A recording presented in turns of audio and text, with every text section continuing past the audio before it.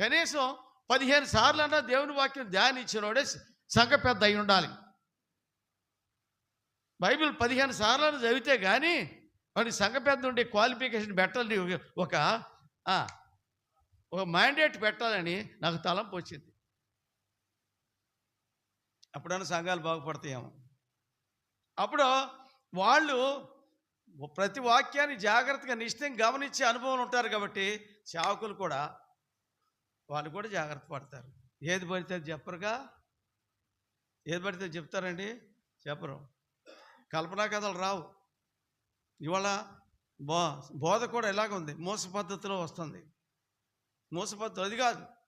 దేవుని వాక్యం ఏం చెప్తుంది, దాని ద్వారా ఒక ప్యాసేజ్ చదివి దానిలో ఏముంది, దానిలో నేర్చుకోవాల్సిన వర్తమానం ఏంటి, జరిగింది ఏంటి, మనకు ప్రజెంట్ ఉన్న కాలానికి ఇది ఎలా వర్తిస్తుంది,